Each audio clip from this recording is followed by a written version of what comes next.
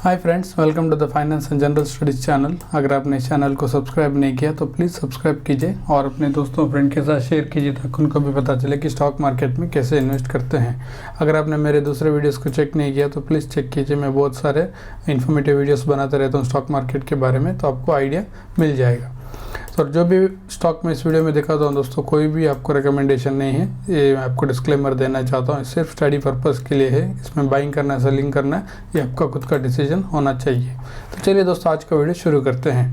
सो अगर आप निफ्टी 50 देखेंगे, अगर आप मार्च के महीने में देखेंगे तो आप देख सकते हैं मार्च के 7 तारीख से आपको मार्च के 19 तारीख तक आपको मार्केट में ज़्यादा गिरावट देखने को मिल रही थी। मतलब अराउंड 676 पॉइंट की गिरावट आपको देखने को मिल रही थी, और अराउंड परसेंटेज बोलेंगे तो अराउंड 3% की गिरावट आपको देखने को मिल रही थी। ये निफ्टी 50 के बारे में बात कर रहा हूँ। सो इस समय में क्या होता है कि जो सारे स्टॉक्स है, मतलब हर एक स्टॉक आपको इस टाइम में गिरता हुआ देखने को मिल जाता है। कोई भी अच्छी कंपनी हो, बुरी कंपनी हो, सब आपको गिरते हुए देखने को मिल जाते हैं। बट लेकिन जब मार्केट में रिकवरी आती है तो आपको अच्छे स्टॉक ही आपको वापस बाउंस बैक करते हुए देखने को मिल जाती है। मार्केट का बेसिक फंडामेंटल्स है। सो इसलिए मैं हमेशा रिटेल इन्वेस्टर्स को ये बताता हूँ, और जो मार्केट में नए हैं मैं उनको ये मतलब एडवाइस देता हूँ कि आप जब भी कोई भी स्टॉक लेते हैं तो आप एक फंडामेंटल स्ट्रॉन्ग और अच्छा बैलेंस शीट वाले कंपनीज में जाइए, ताकि आपको ज़्यादा मतलब रिस्क नहीं मिलेगी। जब पैसा आप इसमें इन्वेस्ट करेंगे तो आपको अच्छा खासा रिटर्न भी मिलेगा, और प्लस आपका पैसा सेफ भी रहेगा ऐसे स्टॉक में। सो जब आप मार्केट ऐसे गिरती है तो आप कोई छोटी कंपनी में और जिसके फंडामेंटल स्ट्रॉन्ग नहीं है ऐसे कंपनी में डालेंगे तो वो इसमें बहुत ही ज़्यादा गिरेगा। अगर ये निफ्टी आपको 3% गिरा तो वो शायद 30% गिर चुका होगा या उससे भी ज़्यादा गिर चुका होगा। लेकिन जब मार्केट रिकवरी करती है तो वो स्टॉक में रिकवरी आपको देखने को नहीं मिल जाती है, क्योंकि वो ऑपरेटर ड्रिवन स्टॉक होते हैं। सो जो फंडामेंटल स्ट्रॉन्ग कंपनीज होते हैं उसमें आपको ज़्यादा इंस्टीट्यूशन देखने को मिल जाते हैं, एफआईस होते हैं, डीआईएस होते हैं। सो उसमें ऑपरेटर ज़्यादा एक्टिव आपको देखने को नहीं मिल जाता है। सो ऐसे में आपको एक स्टॉक लेके आ रहा हूँ आज के दिन में। कोई भी आपको रिकमेंडेशन नहीं है, मैंने आपको जैसे बताया था सिर्फ आपकी स्टडी पर्पज़ के लिए मैं आपको ये वीडियो बना रहा हूँ। सो अगर आप देखेंगे तो मैं आज का वीडियो लेके आऊँ दोस्तों, वो है D mart Avenue super mart के ऊपर। सो अगर आप देखेंगे रिटेल चेन बिजनेस आपको देखने को मिल जाता है, प्लस जो हमारे इंडिया के वेल नोन इन्वेस्टर जो राधा किशन दमानी है उनका आपको कंपनियां देखने को मिल जाता है। सो अगर आप इसके स्टॉक प्राइस देखेंगे तो आप देख सकते हैं पिछले 6 महीने में आपको अराउंड 23% का रिटर्न देता हुआ देखने को मिल जाता है। कंपनी बहुत लंबे समय से अगर आप देखेंगे 5 साल का चार्ट पैटर्न देखिए, आप देख सकते हैं 2021 में कंपनी ने अराउंड 5300 का हाई लगाया था। उसके बाद कंपनी में लगातार गिरावट आपको देखने को मिल रही थी, बाद में थोड़ी रिकवरी आ गई, बाद में कंसोलिडेट ही करता हुआ देखने को मिल जाता था। अगर अभी भी देखेंगे तो अपने टॉप लेवल से स्टॉक आपको 15% नीचे देखने को मिल जाता है। एक ज़माने में आप देख सकते हैं ऑलमोस्ट 30-40% स्टॉक आपको डिस्काउंट पे मिल रहा था, जो कि अच्छा खासा भागता हुआ देखने को मिल जाता था एक ज़माने में। बाद में आपको उसमें अच्छा खासा करेक्शन आया और लंबा कंसोलिडेट के बाद अब आपको इसमें स्टॉक में तेज़ी देखने को मिल रही है। सो आप देख सकते हैं मार्च फरवरी से स्टॉक ऑलमोस्ट आपको 23% की रिटर्न आपको ऑलरेडी देता हुआ देखने को मिल रहा है। ये तो हो गई ट्रेडिंग की बातें दोस्तों। मैं आपको कोई भी ट्रेडिंग की बातें नहीं करता हूँ, मैं आपको लॉन्ग टर्म इन्वेस्टमेंट की बातें ही करता हूँ, और वो भी फंडामेंटल स्ट्रॉन्ग कंपनीज के बारे में। सो अगर आप देखेंगे इस कंपनी में ऐसा क्या हुआ कि सडनली आपको इतना तेज़ी देखने को मिल रहा है कि इसमें कुछ बड़ी बात नहीं हुई। सिर्फ आपको एक जो CLSA करके ब्रोकर है, सो उन्होंने अच्छा खासा रिपोर्ट इस कंपनी के बारे में निकाला है। सो उन्होंने बताया है कि अच्छा खासा इनको मार्केट शेयर गेन करना है अभी भी। बहुत मतलब जो ब्रांडेड प्लेयर्स है, जैसे कि अगर आप देखेंगे रिटेल चेन में आपको ज़्यादातर आपको डी मार्ट या रिलायंस रिटेल ऐसे देखने को मिल जाते हैं। सो बहुत ही कम ब्रांडेड प्लेयर्स देखने को मिल जाते हैं, और बहुत ही मतलब अनऑर्गेनाइज्ड मार्केट आपको देखने को मिल जाता है। सो उनमें से उनको अभी भी ग्रोथ करने के लिए बहुत ही अपॉर्चुनिटी देखने को मिलती है। और प्लस अगर आप देखेंगे डी मार्ट के हिसाब से, सो CLSA बता रहे हैं कि D mart stores by 2034 company के जितने भी अभी के फिलहाल पे जो स्टोर है वो आपको 3 फोल्ड्स में बढ़ते हुए देखने को मिल जाते हैं। मतलब अभी जो टोटल नंबर ऑफ स्टोर्स जितने देखने को मिल जाते हैं अगले आने वाले 10 साल में वो 3 गुना बढ़ते हुए देखने को मिल जाएगा करके CLSA एक्सपेक्ट करता है।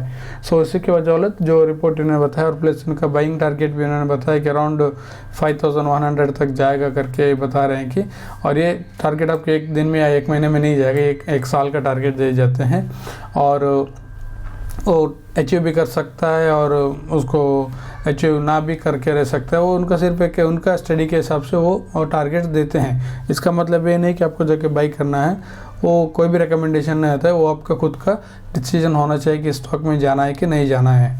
उसी के साथ अगर हम देखेंगे कंपनी के थोड़े फंडामेंटल्स देखेंगे। सबसे पहले कंपनी के बारे में देखेंगे। अगर आप देखेंगे एवेन्यू सुपरमार्ट आपको इंडियन रिटेल कंपनी देखने को मिल जाती है जो ऑपरेट करती है सुपर मार्केट्स में।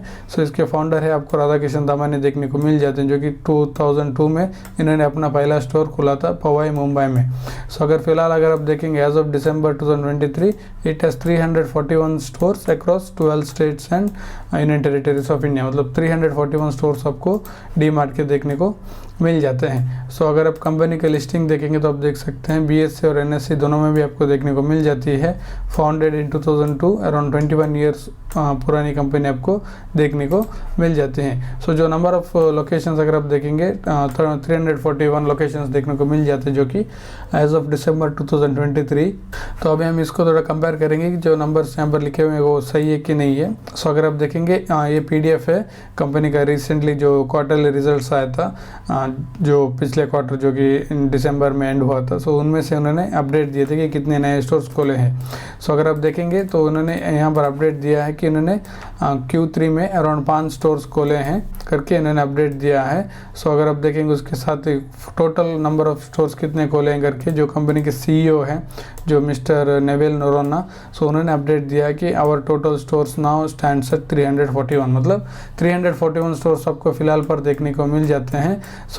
CLSA का मानना है कि आने वाले 10 साल में ये 3 गुना हो जाएगा। आप देख सकते इमेजिन कर सकते हैं। क्लोज टू आपको 1000 के ऊपर स्टोर्स देखने को मिल जाते हैं आने वाले 10 साल में। जब number of stores more than thousands जाएंगे तो आप एस्टिमेट कर सकते हैं कि कंपनी का रेवेन्यू कितना बढ़ सकता है और प्लस कंपनी का प्रॉफिट भी कितना बढ़ सकता है।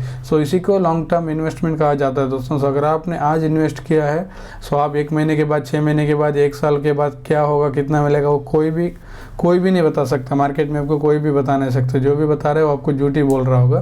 लॉन्ग टर्म में कंपनी कैसे करती है, आने वाले 5 साल में, आने वाले 10 साल में या आने वाले 15 साल में कंपनी कैसे परफॉर्म करेगी, उसका ये लोग एस्टिमेट कर सकते हैं। उसके हिसाब से उन्होंने बताया है कि आने वाले 10 साल में कंपनी का जो नंबर ऑफ स्टोर्स है 341 वो जाके 3-fold बन जाएगा। 3-fold नहीं बना तो भी शायद 1000 के ऊपर तो आपको देखने को मिल सकता है, लेकिन उससे से भी आप कंपनी अच्छा खासा रेवेन्यू अर्न कर सकता है करके उनका एक एक्सपेक्टेशन देखने को मिल जाता है। अगर 340 अभी जो फिलहाल पर आप देख सकते हैं 341 पर कंपनी इतना सारा अर्निंग कर रहा है तो आप देख सकते हैं उनका रेवेन्यू भी 3-fold बढ़ेगा। उसी के हिसाब से आपका मतलब प्रॉफिट भी बढ़ेगा और शेयर प्राइस में भी आपको उतना खासा जंप देखने को मिल सकता है। अगर आप एक कंपनी का वेबसाइट देखेंगे तो आपको यहाँ पर वेबसाइट देखने को मिल जाता है। बेसिक सा वेबसाइट है। इनमें भी उन्होंने वेबसाइट में अपडेट दिया है कि उनके जो रिसेंटली स्टोर्स है वो कहाँ पर खुले हैं करके वो भी देखने को मिल जाते हैं। प्लस अगर आप इनके कैटेगरीज देखेंगे तो आप देख सकते हैं ग्रोसरीज में daily essentials, dairy, frozens, DMart brands और बेड एंड बाथ। इनका मेन काम होता है कि दोस्तों सिर्फ सामान बेचना होता है। ये कोई भी आपको प्रोडक्ट प्रोड्यूस नहीं करते हैं। जो ब्रांड्स होते हैं वो उनका इनके साथ टाइप होता है। जो HUL होते हैं या फिर ITC होता है या फिर डाबर होता है, वो प्रोडक्ट्स बनाते हैं और इनको देते हैं बेचने के लिए। इनका काम होता है सिर्फ बेचना होता है। इसीलिए ये अच्छा खासा आपको रेवेन्यू अर्न करते हुए देखने को मिल जाते हैं। और अगर आप दुनिया में देखेंगे सबसे ज़्यादा जो अच्छा खासा वेल एस्टेब्लिश बिजनेस आपको ज़्यादातर ये सुपरमार्केट या चेन बिजनेस होते हैं उसी में आपको देखने को मिल जाते हैं। कंपनी में अच्छा खासा पोटेंशियल आपको देखने को मिल जाता है। शॉर्ट टर्म में स्टॉक प्राइस कहाँ जाएगा या शॉर्ट टर्म में स्टॉक में गिरावट आ गई, वो सब शॉर्ट टर्म में होता है दोस्तों। आपको लॉन्ग टर्म में अगर आप देखेंगे आपको अच्छा खासा आपको अर्निंग देखने को मिल जाता है और अच्छा खासा रिटर्न भी बनाते हुए देखने को मिल जाता है। अगर आप कंपनी का बैलेंस शीट देखेंगे तो आप देख सकते हैं फंडामेंटली भी आपको बहुत ही स्ट्रॉन्ग देखने को मिल जाता है। रिजर्व्स एंड सरप्लस देख सकते हैं। एक ज़माने में कंपनी का रिजर्व्स था अराउंड 4900 करोड़, बाद में बढ़कर 10,400 हो गया, बाद में 11,000 हो गया, 13,000 हो गया, अभी 15,800 पर आपको कंपनी के रिजर्व्स देखने को मिल जाता है। ये आपको इनडायरेक्टली बताता है कि कंपनी का प्रॉफिट्स अच्छा खासा ग्रो हो रहा है, इसीलिए आपको रिजर्व्स बढ़ते हुए देखने को मिल जाते हैं। लॉन्ग टर्म बोरोइंग्स देखेंगे तो आप देख सकते हैं कंपनी के ऊपर कुछ भी कर्जा आपको देखने को नहीं मिलता है। कंपनी इतना का अच्छा एक्सपेंशन कर रही है और कंपनी के ऊपर कर्जा आपको देखने को नहीं मिल जाता। ये आपको एक अच्छा खासा इंडिकेशन देता हुआ देखने को मिल जाता है। उसके बाद अगर हम देखेंगे कंपनी के एसेट्स पर अगर आप देखेंगे डी मार्ट के ज़्यादा से ज़्यादा स्टोर्स अपने खुद के स्टोर्स हैं, वो लीज पर नहीं है, ना ही आपको रेंट पर है। सो अपने स्टोर्स खुद खरीदता है और उसमें आपका बिजनेस सेटअप करता हुआ देखने को मिल जाता है। सो आप देख सकते हैं टेंजेबल एसेट्स में भी आपको अराउंड 10,700 करोड़ का वैल्यूएशन देखने को मिल जाता है, वो जो कि आपको मतलब हिडन होता है, वो आपको देखने को नहीं मिल जाता है।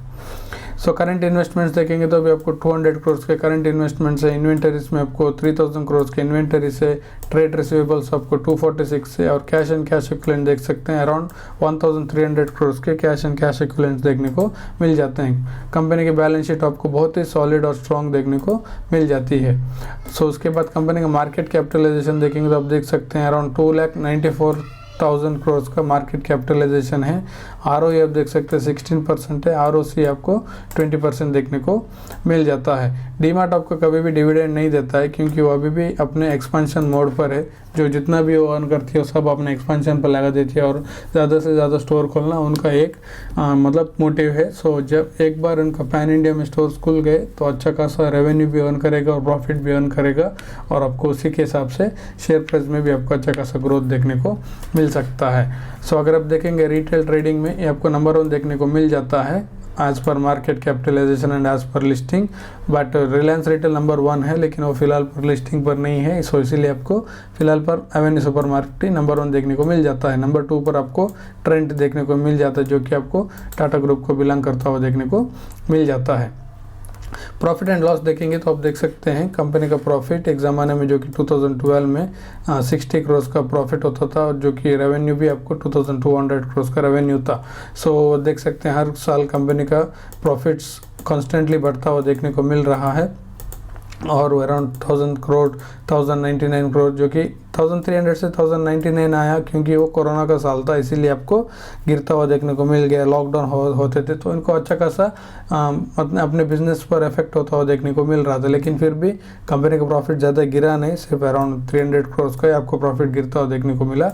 उसके बाद जब लॉकडाउन खुला कंपनी का कमबैक देख सकते हैं, सीधा 1,400, उसके बाद 2,300, अभी तो 2,400 के नज़दीक जाता हुआ देखने को मिल रहा है। सो अच्छा खासा कंपनी का अर्निंग भी आपको हर ईयर बढ़ता हुआ देखने को मिल रहा है। उसके बाद अगर हम शेयर होल्डिंग पैटर्न देखेंगे तो आप देख सकते हैं प्रमोटर के पास खुद 74% का प्रमोटर होल्डिंग देखने को मिल जाता है।